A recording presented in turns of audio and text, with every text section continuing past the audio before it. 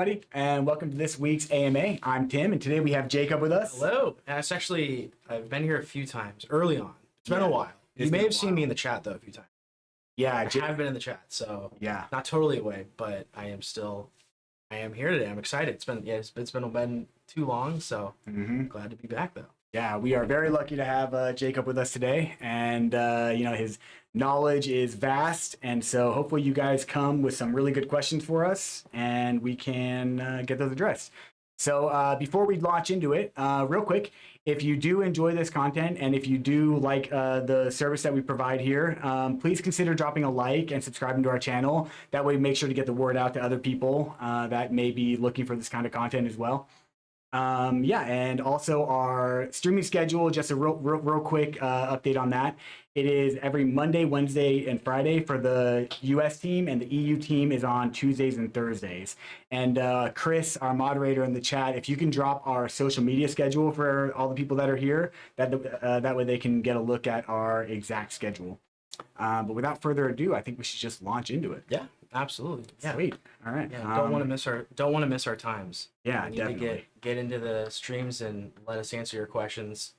Don't try to get yourself too wrapped up in online and getting answers from other people that you don't know. Yeah, definitely. Don't find yourself in a bad situation. Yep.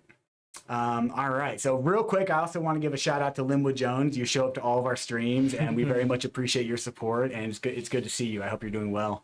Oh, this is the first time I've seen the famous Linwood. In person, I guess. Yep. Awesome. Yep. All right. Cool. So it looks like we got some questions coming in. So we got any news on Stacker? Maybe you're talking about the Ledger stacks, most likely. Most likely. Yeah. I would assume so. Yeah, that sounds about right. Are there any updates on that, Jake? None that we have. Yeah. I haven't heard anything. You know, we are. I know for like me personally, I'm really hoping before the end of the year, especially before Christmas, right? Like it's gotta come before Christmas. Yeah, it'd be great. It would be a great Christmas gift. Yeah. So, that's what I'm pulling for. I would assume before the end of the year, but you know, we don't have any hard dates, unfortunately. All that information will be given out through Twitter and through email that you use to purchase the device, or if you burned it using the NFT. So just keep an eye on those two things. Info will come soon, and before long, you'll have the wonderful handheld device. Yes. Right in your home, and you can stick it on your fridge or under your desk, or lose it in a filing cabinet, perhaps. Yes. With the magnets. Just be wary of that. Yep. If you do have a pre-order for the Ledger stacks, then we did send out recently an email to everyone that has a pre-order. I believe everyone should have gotten it. So if you didn't get it, check your spam folder and check your emails to make sure that you didn't miss it, because there's a really good video included from Ian Rogers that explains like the manufacturing process and some of the challenges that our team over there is going through to get them all manufactured. And there's a lot of really good information in that email. And if you didn't get the email, reach out to us and we'll get you a copy of that email. All right, cool. It looks like L. Miller is asking, the XRP I got from Coinbase sent me dust with my purchase. How do I fix this? That's an interesting question. Let's see. The XRP I got from Coinbase sent me dust with my purchase. So I'm not too sure what you mean by dust. Is it a token? Is that a token? I'm not sure. I'm assuming that Coinbase wouldn't support an XRP token. I don't think they do. Yeah, because you have to set up a trust line. It's a whole thing on XRP. So usually dust refers to like small trace amounts of crypto. Like you've heard the term like dust attacks that primarily use like in UTXO model blockchains like Bitcoin, where they can send a tiny amount of the cryptocurrency to all these different addresses and then track the movement of those to try to narrow in and determine what Bitcoin you hold. But it's not a thing for XRP that I know of. And so the only thing that I can think is like maybe they sent you a small amount, like maybe they sent you like a tiny amount as well as your big amount. I'm not really sure. If you can get some more clarity on that, that'd be great. Yeah, maybe the transaction hash, I guess, or your XRP address. Yeah. You can also reach out to Ledger support if you don't want to like post your address in the chat as well. That's probably the better way to go about it. Yeah, I agree. I'm sure there's a good answer for it. But yeah, having having your XRP address would give us a little bit more clarity on that. But I would probably recommend reaching out to us through our official support channel and opening a ticket. That way, if you don't want to post your address in the chat. Then Crypto Hound I see as well. Yeah. So bought last December, first week of launch. Perfect. That means you're in the first batch. So the first batch, which I believe was the first batch technically is people who ordered on the website. Was it the first? Well, the website the first week or first 24 hours? I'm not too sure about that. I can't really remember. I know that the NFT one was like till like the end of February. Yes. And I think the NFT was technically the priority batch. Yeah, Okay. their priority. Yeah, people who ordered through the NFT. So, if you're included in that first batch, you'll also be getting a Nano S Plus. That's right. The retro gaming color. Yes. As compensation for the delay. So keep an eye out for that as well. You don't have to do anything extra. It just comes with your you're just your gonna order. get it. Also, even if you didn't use the NFT, then you're going to get the magnetic shell case, the custom right. case, which is really, really cool. We're not even getting the cases, so I'm a little jealous about that. but yeah, We're not? No, we're not getting that. Yeah, at least from what I've been told. What? Yeah, There's no way. I know. Well, actually, I guess my dad will. Oh, Because I order for him technically, so he'll get the case. I'll just steal it from him. Perfect. All right, cool. Let's see. Okay, L Miller was like 0.000007. It's a very small amount. That's definitely very interesting that you would receive a small amount like that. I'm not really too sure. I would like Jake was saying, I'd want to look at your XRP address if I got this ticket to look at these transactions to try to like pinpoint kind of maybe like where they came from or why it was done. But honestly, if you know that it came from Coinbase, you might want to just reach out to Coinbase and be like, hey, why'd you guys send me this small dust transaction? Like, what's going on with that? Yeah.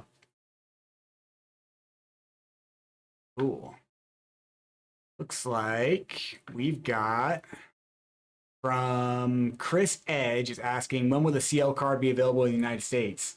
That is a really good question. So the CL card, we're not really too sure on like that. That's going to be up to our partner banks. So it's powered by Ledger, so you can operate it in Ledger Live. But Banks is the custodial service for the crypto life card, and they're the ones that are dealing with all of the regulatory, roadblocks, and they're the ones that are actually rolling it out. So we're kind of just waiting on Banks to let us know when they've got that figured out. And I'm not too sure exactly when that's going to be. I think right now it's only available in the UK. Yep. But I believe I remember hearing that the US was supposed to be like the next target to release the crypto life card. Yeah, I believe they're the next one. So hopefully it comes out soon. I know it's definitely been a while. I've been waiting for it since I started. I'm going to use it. Absolutely. So 2% cash back on Bitcoin. You can know that those of us here are also waiting patiently. Yep. For the CL card. Yep. So hopefully sooner rather than later. But yeah, I know that it's run through Banks. So ultimately, it's going to come down to whenever they're able to push it out into outside of the UK as well. Yep. Looks like that's pretty much all the questions we got for now. So if you're here and if you have questions, drop them in the chat and we will address them. No limit. Like even if it's not technically Ledger related, if you just have a question that you are confused about anything crypto related, we'll do our best to answer you. So yeah, go ahead and drop those in. But, love doing. Yeah, there is one thing I want to show you guys though, kind of a newish thing. Let me switch the screen here. So we recently, not too recently, but we partnered with Kiln. It's a Ethereum staking option that you can do from Ledger Live. So if you go to the Discover tab and you go to Kiln, the Kiln app right here, you can actually stake your ETH directly in a validator. So you don't have to set up your own node, your own validator. Basically what you'll do is you'll lock up your ETH the same way you would like normally setting a validator, like staking 32 ETH. And I think you can actually stake smaller portions than that as well. But I may be mistaken on that. I don't think you can. Oh, it's 32? I'm pretty sure it's 32. Okay, yeah. so it's 32. But it takes away the requirement of you having to set up your own network or your own node and run your own validator and all the hardware that's required. You can just do it right through Ledger Live if you have enough ETH and you want to set up a validator node. It's a really cool service. But the reason I bring it up is because the UI right now is a little weird. And we're working on a fix for it. But for now, if you want to unstake through Kiln, you can do so. But if you look in here, there's not really like a good option. Like you can see here, I can stake if I wanted. If I had, assuming I had 32 ETH, I'd be able to stake it from here. And so if it was staked and I wanted to unstake it, it's not very intuitive how to get to that. So I want to show you guys how to do that. So if you do have ETH staked through Kiln, or you're thinking about doing it, to unstake, go to this rewards button right here, which is grayed out and it looks like it shouldn't do anything. And when you click on the rewards button, the option to unstake will be an orange banner down here underneath the where it says start staking, and you'll see the option to unstake. So we are working on a fix for that, but for right now, if you are trying to unstake from Kiln, that's how you're going to do it. And those of you in the chat with 32 ETH. Yeah. How do you not have 32 ETH in here? I don't have 32 ETH in here. I don't have 32. I'll show you how much ETH I got. I have 0.0246, so I'm short a little bit, just a little bit. That's all right. That's all right. Yeah, but you know, slowly but surely. All right, cool. Oh, here we go. Looks like we have a question coming in. Oh, okay, cool.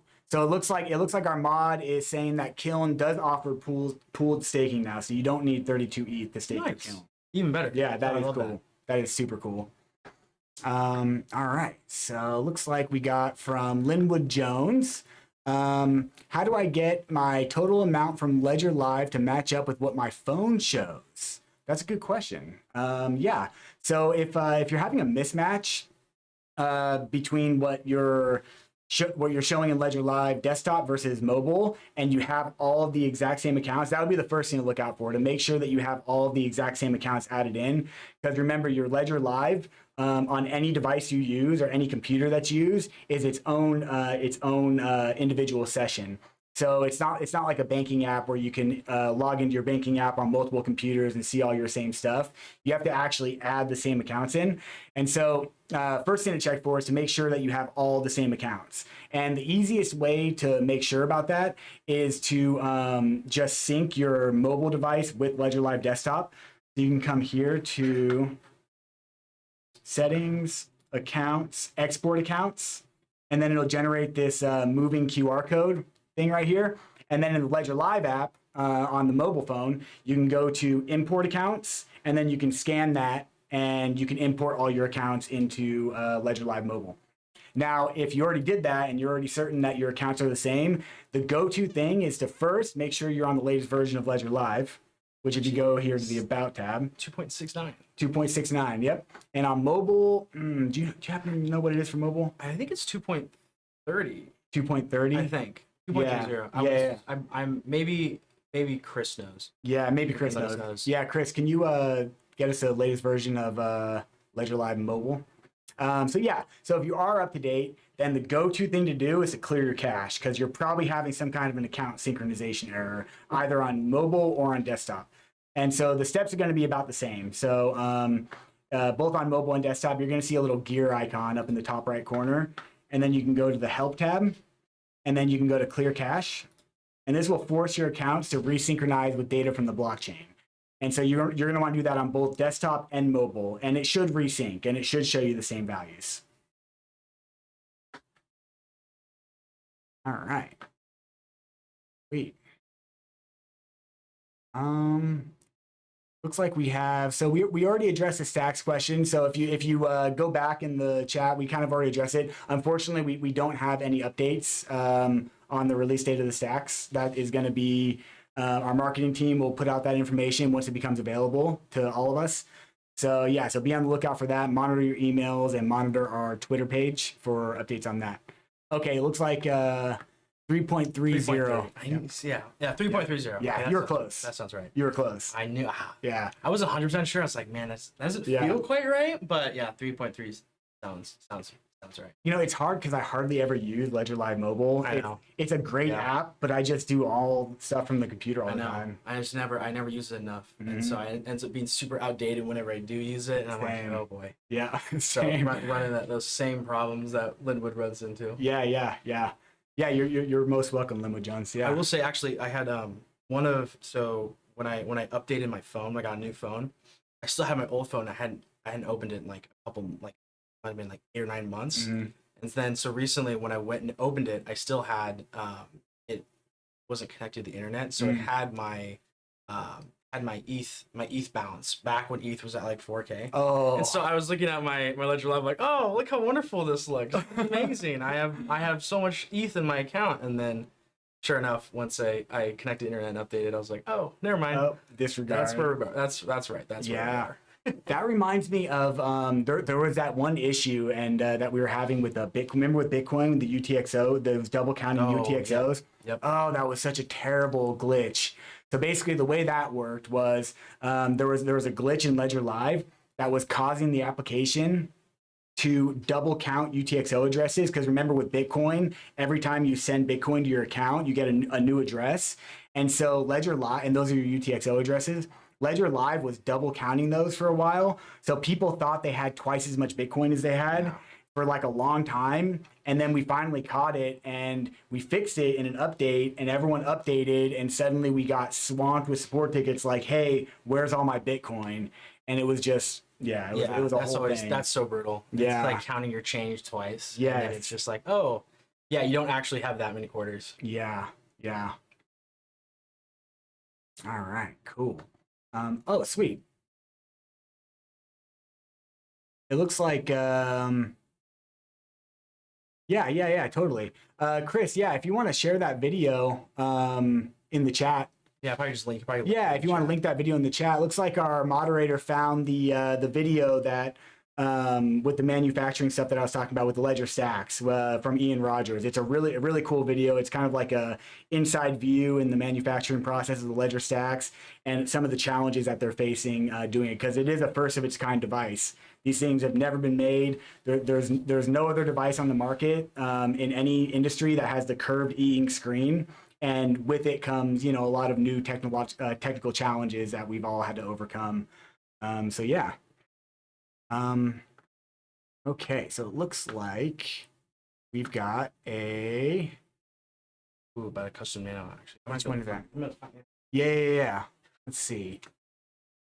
Okay, cool. So it's from user. So user's asking, hey, I ordered the Nano X Grant Yoon and wanted to know how long will it take to be manufactured. That's a really good question. Jake, you're going to try to find that? Yeah, I'm not quite sure. So typically, I know in the past for a lot of these Nano X collabs, typically they are they're ready for when you order it. But I'm not 100% sure of this one, but I'll see if I can't find any info. Cool. While you're doing that, looks like we got another question from user. And my other question, how is Ordinal support coming? So Ordinal support, that's a very interesting question. So technically, you can manage your Ordinals on Bitcoin with your ledger. It's just quite an intense technical process right now because Ordinals are not supported in Ledger Live. So Ledger Live won't be able to see your Ordinals in your account. This is going to take quite a bit of developing in order to update Ledger Live to be able to do this. Just like integrating any new feature for any blockchain, it usually always takes time. And this is why it took so long for Cardano staking to get to Ledger Live, for instance. However, you can create a dedicated Taproot account in Ledger Live, and then you can connect your Nano to the Sparrow wallet. And with the Sparrow wallet, you can isolate UTXOs and you can manage your Ordinals that way. And I'm going to be completely honest with you, it's not very user friendly and it's very technical. However, it is possible. So let me see if I can find that. Actually, Chris, if you can pull up we have a support article for connecting your ledger to Sparrow. And then I believe we also have a support article for managing Ordinals with your ledger.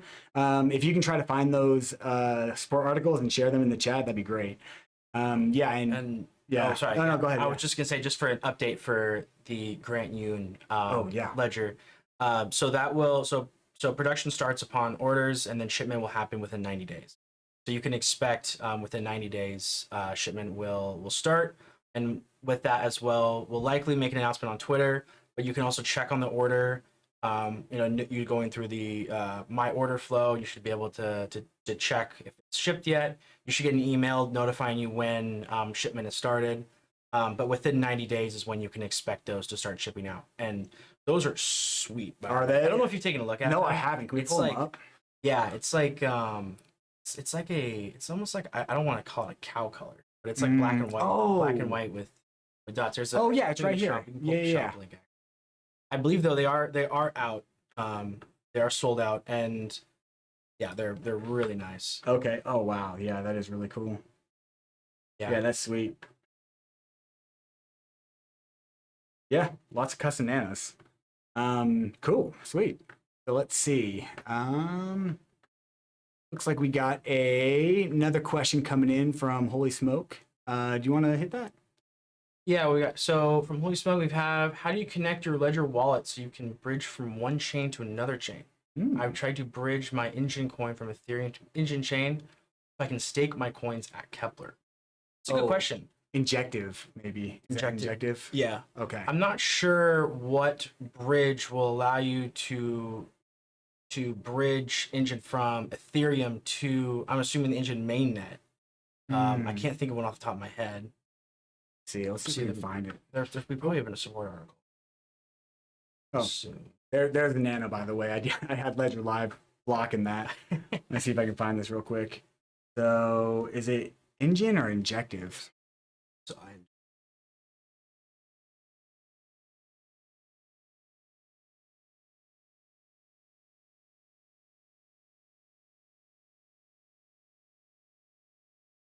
if we can find a bridge the old-fashioned way.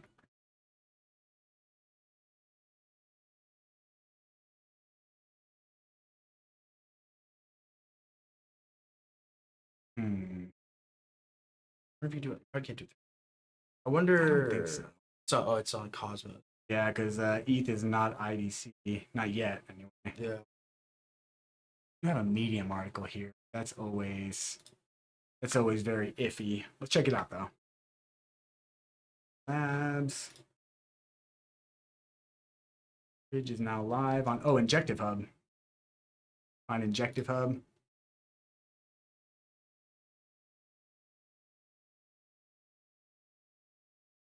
Hub.injective.network. Oh, look at that. Perfect. This looks very promising. Okay, so let's see. Perfect. We're probably gonna have to connect Kepler. With Kepler, yeah. Which you can connect your Cosmos account to Kepler, and then I guess connect that to. Sure.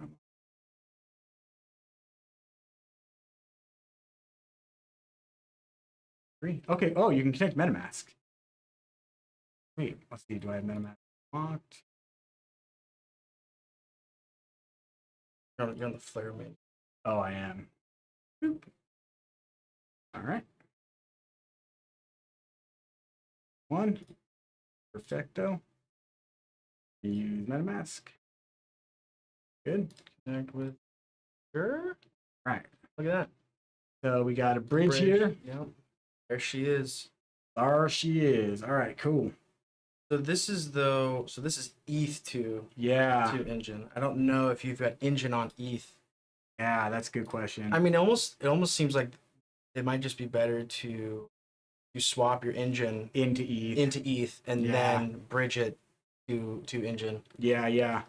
So that's probably the way to go. So yeah, swap into ETH and then come to hub.injective.network/bridge. I'll drop a link for you here. But also be warned that using bridges does come with some potential risk. I don't know anything about this bridge, and I'm not saying there's anything wrong with this bridge. I don't know. However, a lot of exploits that happen with token approvals that happen through bridge contracts.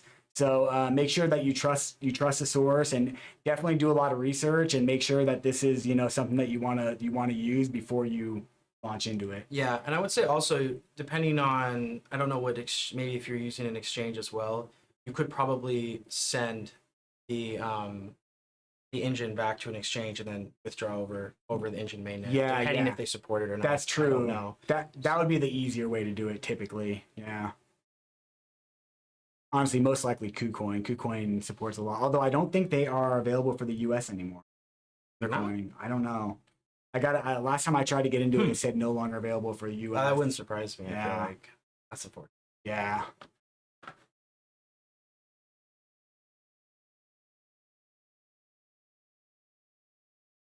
Mm-hmm.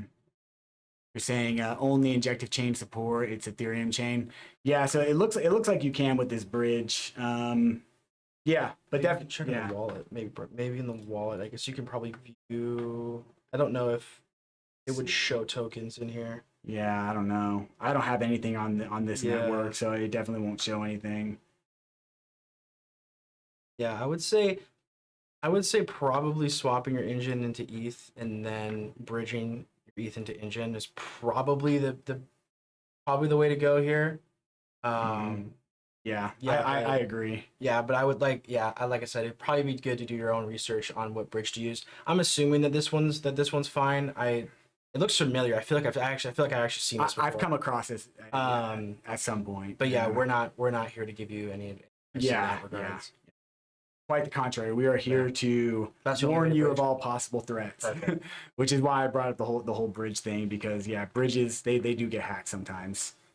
That's the only way to bridge. Okay, Yeah. perfect. We'll see. Cool. This is good. See, now I know what I'm doing after the stream. Yep. Gonna take some time and Play learn some around more with this chain. some more engine. Yeah. Why not? Take some time with it. Oh, looks like we have a good question from Brad here. Can a malware infected device expose a ledger seed phrase online, especially if its software is reverse engineered despite manual recovery activation? That is quite the question, Brad. Yeah, definitely. Let's give it a crack. Do you want to give it a crack, or do you want me to do? I want you to start. All right, cool.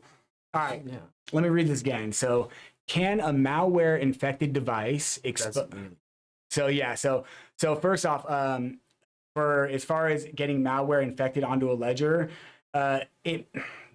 it's technically not really possible because the only way to flash any information onto a nano is through the My Ledger tab after you've performed the genuineness check, the authentication through Ledger Live, and so the only way to do that would be I don't know if it's impossible. I know it's not to be possible. honest, but let's say someone does figure out a way to do it. So even if a device is loaded with malware, it's still not possible to share the information on the seed phrase outside of the device. It's just not something that's possible with Ledger. It's something that's never happened before. Yeah, As I mean, far as I especially know. and something else that's really important to think about this as well is that the secure element is not going to be accessible even by any kind of malware. Right. Yeah. But beyond this, theoretically, right, if somebody were to reverse engineer some kind of software that allows you to put malware onto a Ledger device, that would be something that I would recommend you go to our bug bounty on. Yes. I think it's bug bounty on the Donjon page. Let's see. We can go to it real quick. It's I'm not sure if it's called a bug bounty. It is developers.ledger. I think it's Donjon. Oh, it's right. It's a Donjon.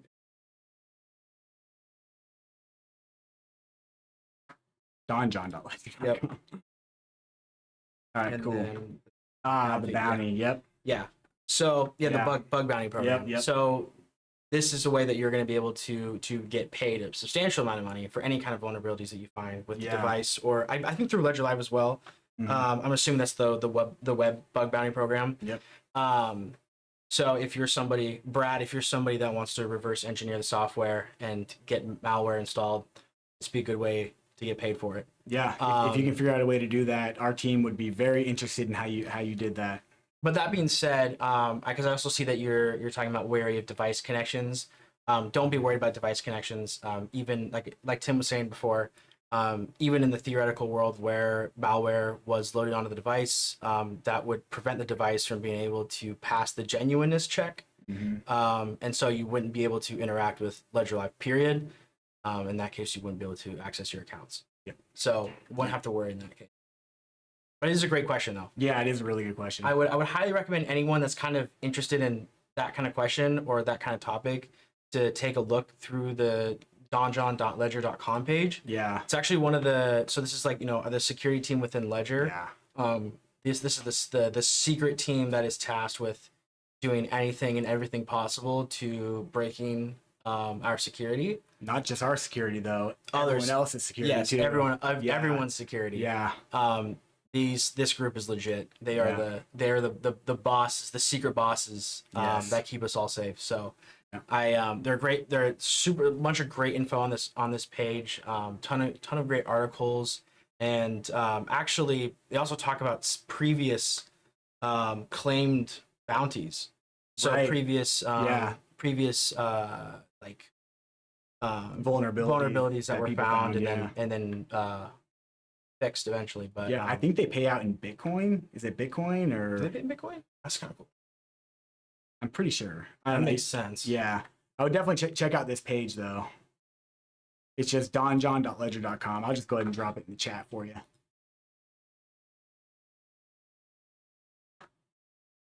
Cool. Looks like we don't have a whole lot of questions coming in right now. Let's shift gears a little bit. I like to show this in most of the streams that we do, just because it's like such a prevalent issue right now and it's kind of running rampant still. If you've been to any of our other streams, you've probably heard us talk about this. So my apologies if you're already well aware of this situation. But for anybody here who's new that you haven't heard us talk about this, what I'm referring to is scam NFTs that come in primarily on Polygon. So they can come in on, basically any chain that supports NFTs. Like theoretically, it's possible to get these scam NFTs. However, it happens the most on, you'll see right here, I only have one NFT in this wallet right here. And I don't remember what this is from. I don't even know. I don't think it's a scam NFT though, because when I click on it, it doesn't show up with a very scammy, oh, go to this website and claim this free stuff. But I'll show you what they do look like. So your Polygon. You have a couple good scam. Oh yeah. I have hundreds. They just come in every day. It's crazy. Yeah, these are all scams. Every single one of these. $1,000 rewards, $30,000 airdrop, 5,000 BUSD, 5 ETH, 700 million SHIB. So the way that these things work is anyone can create an NFT contract and anyone can send anything they want to any public wallet address. Remember, your public wallet address is public information. So a scammer can set up a scam NFT, and then they can look on the public block explorer for all accounts that are active and then just send it out to all these accounts. And the reason they do it on Polygon is because there's such low transaction fees and there aren't any processes in place to stop this from happening. Like for instance, on ETH, the big bottleneck would be how much it costs to send the NFT to all these wallets. So it probably wouldn't be very cost effective to use ETH because very few people do fall for these. And like on XRP, you have to set up a trust line in order to send an NFT to someone's wallet. And so you can't just send NFTs to people's wallet. So that's why you see it on chains like Polygon so much. And the way they work is if I click on one and I open it up, you'll see here it wants me to, it's telling me that I've received some rewards, $1,000 USDT airdrop. But to claim it, I have to go into this really shady website right here, rewards-usdt.me, and connect my wallet and claim it with this NFT. Now, the big question is, if I won this airdrop, why didn't you just send me 1,000 USDT to my wallet address? Like, you didn't have to send me this scammy looking NFT. You could have just dropped in the funds just as easily, if not easier, than it would have been to create this NFT and try to do this whole process. So that alone should be a big red flag.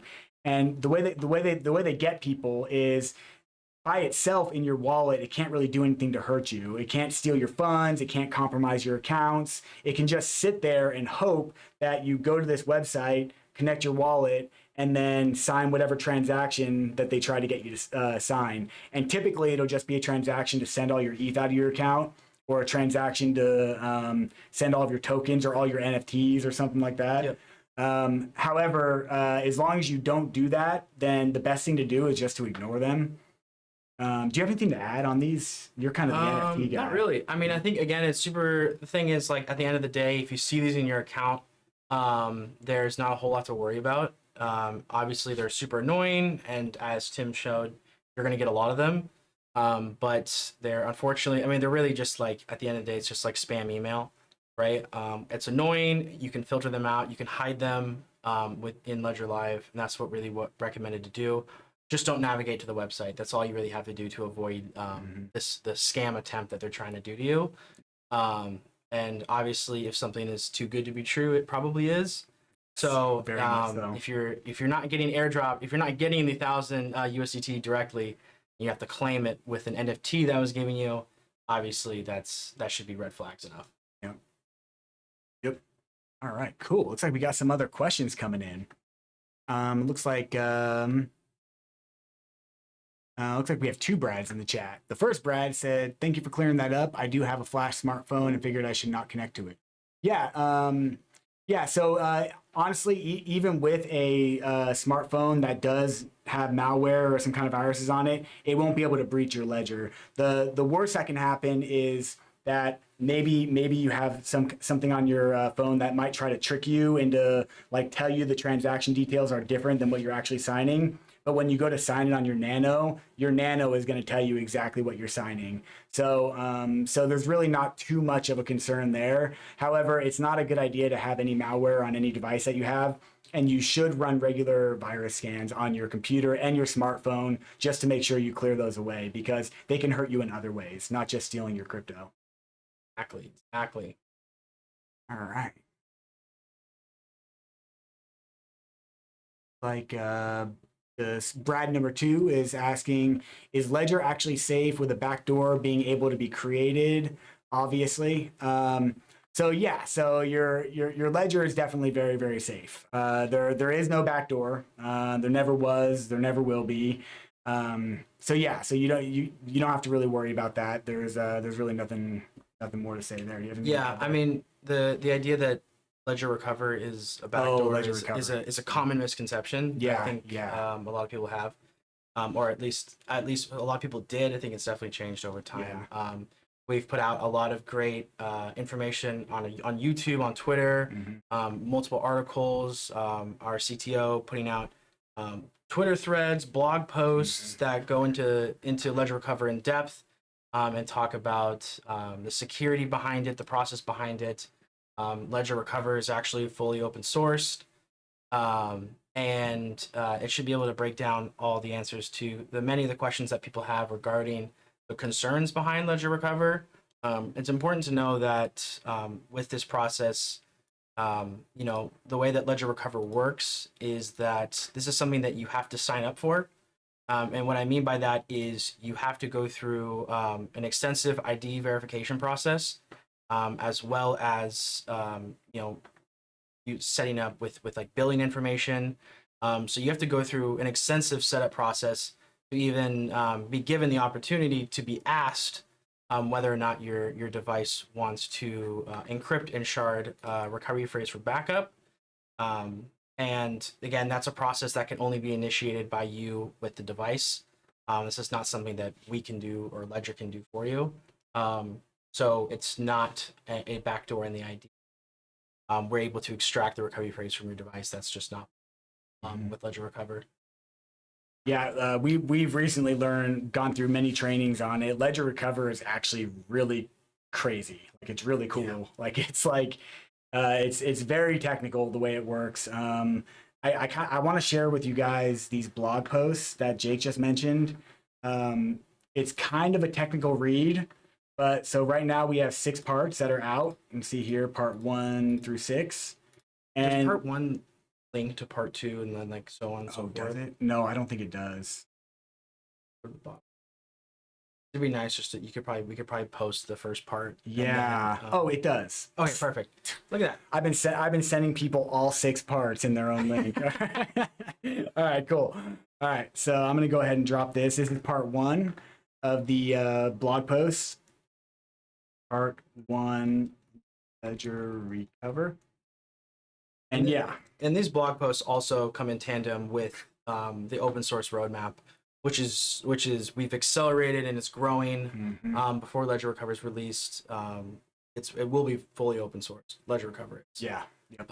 So you'll be able to verify for yourself how Ledger Recover works, what are the processes for it, and you can trust that if Ledger Recover isn't for you, that your security model doesn't change. And at the end of the day, you don't need to think that your ledger is doing something different than it than what it was doing before. It's going to act the same way. I know I've seen a lot of people talk about different things like, oh, I don't want to update my firmware, which isn't something that we recommend because you're going to run into a lot of problems with not updating your firmware. You're going to have apps that are going to fall out of date that can't interact with the blockchain anymore, and you're going to find yourself not being able to manage your crypto, which ultimately should be the number one priority. Yeah, So for sure. definitely don't want to be doing that. You're going to run into a lot of problems pretty quickly. Yeah. And then also, one of the questions, I've been able to talk to a pretty good amount of people at Ledger Recover, and one of the common things that gets brought up about it is people asking like, oh, why didn't you come up with a new device specifically for Ledger Recover? Yeah. And the answer to that is, I believe it kind of creates this misconception that that devices with Ledger Recover or the firmwares with Ledger Recover is somehow less secure than the firmware without Ledger Recover. Yeah. Which just isn't the case. Yeah. Ledger Recover does not expose your recovery phrase, does not give you a backdoor, does not does not change your security model in any way. So there's really no need for a second different firmware or a different device. It just doesn't make sense. And all these questions are answered on our Recover FAQ page. I don't know if Chris can tag that in the chat as well. I know that you just posted the blog post, so I would definitely recommend people read through the blog posts. They are extremely extensive, which for a lot of people that are really concerned about Ledger Recover, I would press that to take the time to read through the blog post, so that way you can fully understand how the product works, what's the technicalities behind it, and then be able to take your opinion from there, because it's a very well thought out technical process that is really cool once you fully understand it, and I think will and arguably will help take that next step into adoption, because at the end of the day, it's like, this is the kind of thing that I would recommend to my parents or my grandparents. Definitely. I don't necessarily think it's the thing for me, because I understand the importance of the recovery phrase. I know I know my process for how I have mine stored is secure enough for me and my peace of mind. But I know like my parents and especially my grandparents are like, this just isn't for us. Like that's too concerning, and I don't want to have that single point of failure. And so this gives that peace of mind for people that are wanting to get into crypto and don't want to have a single piece of paper be the only backup to their net worth in crypto. So which is understandable. Yeah. I honestly, even if you're not even considering Ledger Recover, like it's not something you want to have anything to do with, I still recommend checking out these blog posts, because the biggest takeaway that I had after going through the training and reading these myself and talking to the team is that the process for it just teaches you a lot about cryptography in general and how cryptography works, not just with Ledger Recover, but this is actually very similar to what you're doing with your device anytime you sign a transaction. With the it's like and it goes through all that. So a lot of these features are expanded on with Ledger Recover, and there's a lot more technical stuff going on. But one of the main things of it is just like basically using the same architecture that happens when you do it like a simple send transaction. And so reading through these blog posts will just vastly improve your understanding of what you're doing when you're signing transactions, when you're creating your accounts, when you're doing anything crypto. So definitely give them a read. They're quite good. All right.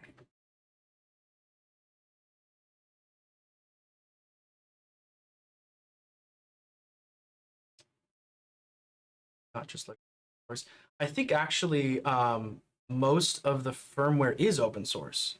Most of the firmware. The only piece that is not open source is the secure element, which that's I believe we have a that's non-disclosure agreement with the manufacturer, which is So I think everything but the secure element is open source. It is. Yep. All right. Yep. Okay. Yeah, that was Brad's question. Cool. All right.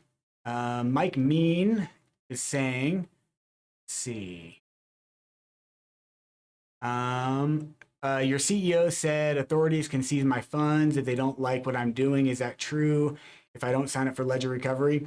Well, it's kind of a difficult question because when you're talking about what governments can do, the authority that governments have, we're not really in a place to say what can and can't happen because obviously they're operating at a totally different level than we're at here in this small, dank, and dark room that you see us in.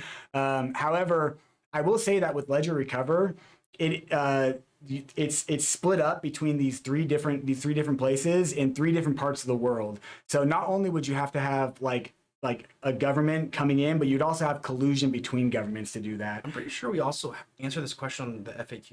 Is it? Do you want to pull that up? Yeah, let's pull it up. I think it's at the bottom, if I remember correctly. Yeah. It would be an incredibly difficult process for that to happen. To recover.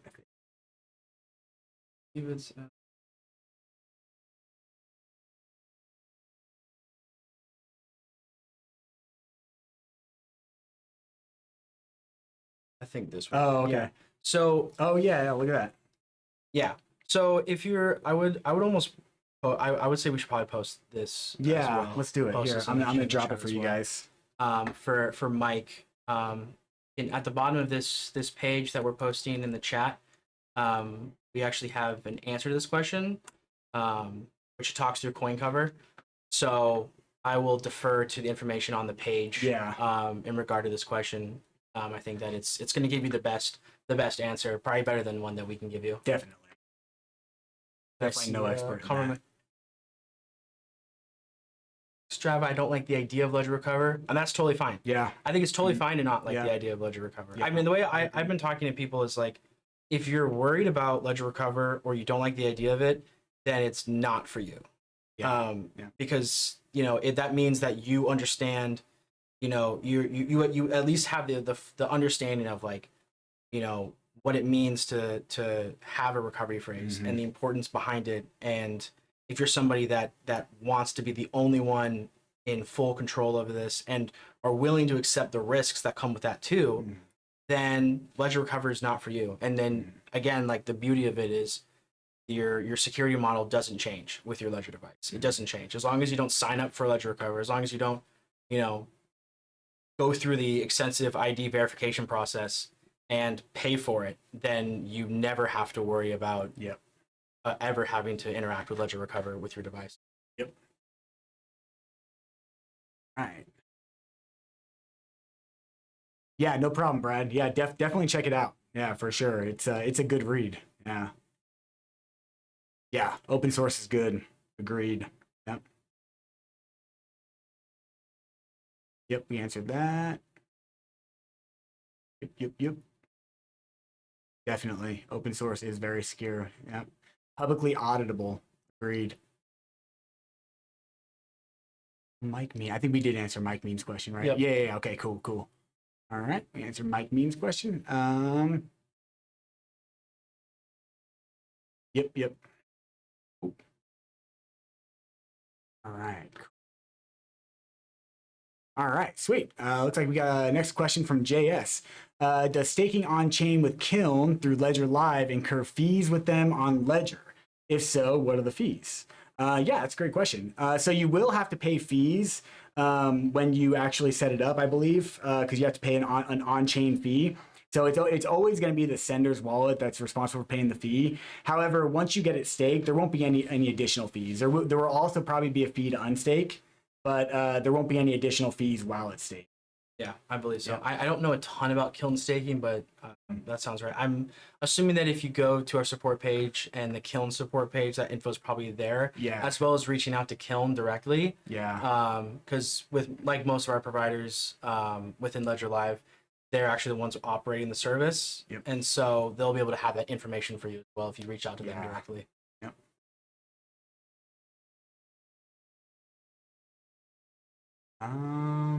Do you know the manufacturer? Are we allowed to share that? I don't even know. I don't even know who it is. I don't think I know. I mean, yeah, I don't know. I guess I probably don't have that information. Yeah, I don't think. I mean, I know we don't have that information, but I don't know if that's publicly. Yeah. as far as I'm aware. You might be able to Google it. Yeah, you might be able to. I would try that. It's a chip manufacturer. Yeah. Let's figure out how to bridge with Ledger only. Yeah, I mean, I think that there's no, to answer your question, Holy Smoke. I don't think that there's a whole, a big need to. I mean, ideally, like it would be great to be able to interact with, with Web3 and crypto in general, solely out of Ledger Live. But the wonderful thing about the Ledger device is it allows you to interact with different dApps, with the security of the Ledger and what it brings. Not necessarily that you. I mean, obviously with Ledger Live, you're being able to clear sign, which is like much safer than blind signing. But Yeah. If you're somebody that wants to explore and go out into crypto world and try different things, at least being able to feel comfortable that your recovery phrase is secured by the Ledger device, is a huge win for you, and that's the beauty of it. Hopefully down the road we'll be able to support more. I know there's a lot of things that I've been waiting for and looking forward to. So down the road, but yeah, I mean there are bridge options in Ledger Live. I just don't think for the for Engine there is at the moment, but there are options for bridging. Yeah, there's a Thor swap. I know we have Thor swap in Ledger Live. You can bridge from ETH to Bitcoin, and I think several other chains. I want to show you guys something though while we're on this topic of blind signing. I want to show them the Fire Web3 app because it is. Oh yeah, it's awesome, to be honest. Let me make sure I have it. Sometimes I have to disable it. Oh, it's enabled. Cool. All right, we got enabled. Let me make sure I got blind signing enabled on here. Yep. All right, cool. All right, so let's say you go to a DEX. Uniswap is usually the one I like to show because it's nice and easy. Launch the app. And then we'll connect our MetaMask wallet. MetaMask. Cool. All right, so let's say I wanted to swap all of this ETH into Chainlink. Yeah. Okay. Yeah, I like that. I'm not actually going to perform the swap because I have precious little ETH remaining, and this would cost me like a lot probably. It's $1.39. Yeah. Oh, yeah. 741. Yeah. Yeah. So I'm not actually going to do it. However, so when you go to these third-party dApps like Uniswap, these DEXs, you have to have blind signing enabled. And that's because your Ledger device is not set up to be able to handle all the transaction data that's coming through on the Nano. And so it just can't, it can't process that. I can't remember who said it, but it's effectively just because the Ledger device is dumb. Yeah. It's kind of a mean way to say it, but it's also kind of true. Yeah. That it's just not smart enough to be able to display all that information, and that's why you have to blind sign. And not to keep bringing it up, but Ledger Stacks fixes that. It does. Yeah. So Ledger Stacks has clear signing. But anyway, yeah, we'll not talk about that. So if you go to swap, and then I confirm the swap, you'll see here that MetaMask pops up right here, and I have to blind sign. It's not going to show me the details. It's only going to show like very little details because it's blind signing. And so the Fire Web3 app will pop up alongside MetaMask like this, and it's going to tell you exactly what you're doing. That way you can't be tricked by a malicious smart contract. Like for instance, if you connect to a scam website and it's saying, oh yeah, claim this NFT, and you hit the claim button and you have to blind sign, you don't know what you're signing, and you accidentally send all your NFTs out, or it steals all your ETH, the Fire Web3 app is going to pop up and be like, hey, so you're about to sign this transaction, ETH for link, or send all your ETH to this wallet address, and you'll be able to like, oh, wait a minute, that's not what I want to sign, and then you can just go down and reject the transaction. So I'm going to drop a link to the Fire Web3 app for you guys. There's also some other options too, like Pocket Universe is another. Oh, is that one good? Yep. Is it better than Fire? I don't know. I haven't used Fire, but Okay. I know like Pocket Universe is good. I know actually Revoke Cash also has, Cash which is a really obviously popular yeah, type of Revoke code use Cash anyway. is sweet. So Fire, but Pocket Universe, Fire, and alongside of some of those other ones, like Web3 extensions like these are extremely helpful to avoid running, especially if you run into a scam website. Like if you go to one of the scam websites that you get from a scam NFT, Yeah. these things are actually going to call those out and likely will help, like give you information like, yo, you're not gonna get $1,000 in this. You're actually gonna just send all of your USDT to a scammer. In fact, the reason that I checked to make sure Fire wasn't disabled is because sometimes on streams I'll go to those scam websites and connect my wallet to show people what it looks like. But if I have Fire enabled, it'll pop up and say, "Oh, you don't want to go to this website," and it'll actually block me from going to the website. Yeah, which is nice. That's always nice. It is nice. Yeah, it is good. Yeah. Right. From Jay, asking about dates for Ledger Stacks. We've talked about this a few times on the stream already. If you scroll up in the chat, you should be able to find a link to the video that we posted on the update on Stacks, as well as Chris answered earlier about those that pre-ordered will be able to get information about their pre-order through email and on Twitter. Updates should be coming soon. We were saying at the beginning of the stream that we're hopeful, at least we as in myself personally am hopeful before Christmas. I know, because I would love to be able to give Stacks to my dad. Yeah, I know he's been pestering me about it. Yeah. He's like, dude, I know you ordered it. I'm like, I know, it's coming. So definitely soon. But yeah, I would, for updates on dates, keep an eye out on Twitter and your email that you received your order confirmation with. Those will be the best two places to get an update on when Stacks is going to be shipped. Oh, cool. It looks like Chris found the company that we source our secure elements through. Sweet. Oh, perfect.